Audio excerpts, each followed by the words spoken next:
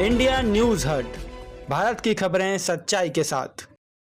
Ward क्रमांक 147 हा मतदारसंघ नसून आमचा परिवाराचा आमच्या कुटुंबाचं एक घर आहे। इथे वेगवेगळे नगर असतील, HPCL BPCL सारख्या कॉलनी असतील, टाटा कॉलनी असेल, RCF कॉलनी असेल, इंदिरानगर, आझाद नगर किंवा प्रबुद्ध नगर असेल, पुढे शिवाजीनगर, राहुल नगर, नागोबा नगर, या वस्त्यांमध्ये लहानचे मोठे होत आम्ही फिरत आलेलो आहेत।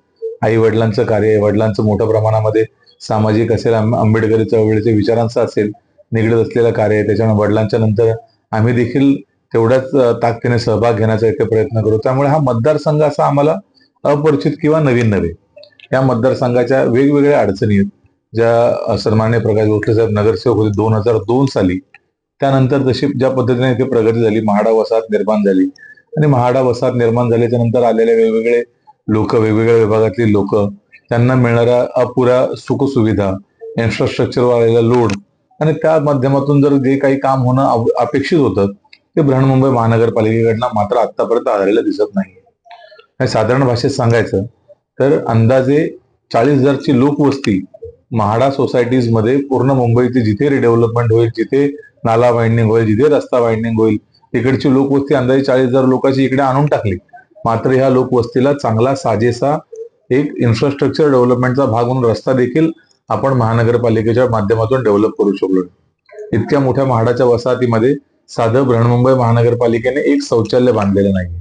या विभागामध्ये अंदाजे 200 पेक्षा जास्त बिल्डिंग्स आणि एकही पब्लिक टॉयलेट नसेल तर विचार करू शकता की बेसिक इन्फ्रास्ट्रक्चर पासून हा वासीनाका आणि म्हाडा कॉलनीचा परिसर किती लांब आहे। बृहन्मुंबई महानगरपालिकेच्या निवडणुका जशा समोर आल्या, शिवसेना असेल, मनसे असेल, काँग्रेस असेल, राष्ट्रवादी असेल, प्रत्येक पक्ष हा मराठीच्या नावावरती जोरात राजकारण करताना दिसतो।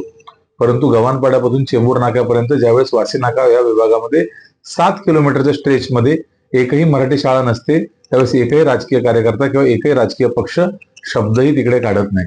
हे आमच्या वासीनाक्याचं दुर्दैव आहे। आमच्या विभागामध्ये अंदाजे 7 किलोमीटरच्या परिसरामध्ये एकही डिग्री कॉलेज नाहीये, हे आमची शोकांतिका आहे। आमची मुलं आज नशेच्या आहारी चालली आहेत, कारण आमच्याकडे चांगलं खेळाचं मैदान नाहीये, स्पोर्ट्स ऑडिटोरियम किंवा स्पोर्ट्ससाठी इन्फ्रास्ट्रक्चर नाहीये। मुलांमध्ये खेळण्याची इच्छा आहे, काहीतरी करण्याची इच्छा आहे, मात्र जर ह्या राज्याचं प्रशासन किंवा ह्या महानगरपालिकेचं प्रशासन त्यांना तो इन्फ्रास्ट्रक्चर डेव्हलपच करून देऊ शकणार नसेल तर त्यांचे कॅरेक्टर किंवा त्यांचं जे सबलीकरण होणं आवश्यक आहे एका स्पेसिफिक वयोगटामध्ये, ते होताना दिसत नाही। अपर्यायी तो तरुण आमचा नशेकडे ओढत चाललेला आहे। बसेसच्या इतक्या मोठ्या प्रमाणात अडचण आहे की एखाद्याला जर बस मध्ये प्रवास करण्याचा निर्णय घेतला त्याने सकाळी उठल्याच्या नंतर, तर अंदाजे 3 ते 3.5 किलोमीटर पायपीट करत नागोबा नगर किंवा राहुल नगर, सयाजीनगर सारख्या परिसरातून म्हाडा बस स्टॉपला यावं लागायचं। पण मागच्या 1.5 वर्षापासून तोही रस्ता बंद आहे। आता बस पकडण्यासाठी थेट शंकरदेवळ पर्यंत 3-4 किलोमीटर पायी येतो माणूस आणि त्याच्यानंतर बस पकडून स्वतःच्या कामाला किंवा रेल्वे स्टेशनला जातो। अर्थात जर साध्या भाषेत सांगायचं ठरलं तर मुंबई सारख्या इतक्या मोठ्या महानगरीमध्ये देखील आम्ही गडचिरोलीचं आयुष्य जगतोय, हे आपल्या सगळ्यांसमोर दुर्दैवाने सांगावंसं वाटतं।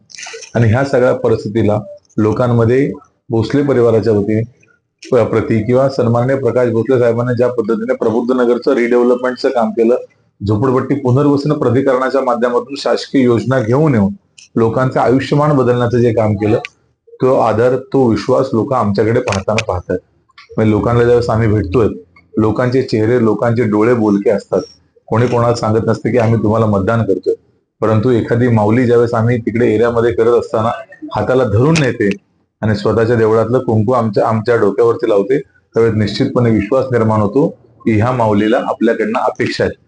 आणि ही ताकद, ही ऊर्जा घेऊन आम्ही वासीनाका विभागामध्ये 147 मध्ये निवडणुकीला सामोरे जातोय। निश्चितपणे लोकांचा विश्वास पाहता एक आनंदाचं वातावरण आहे आणि कुठेतरी लोकांना बदल पाहिजे।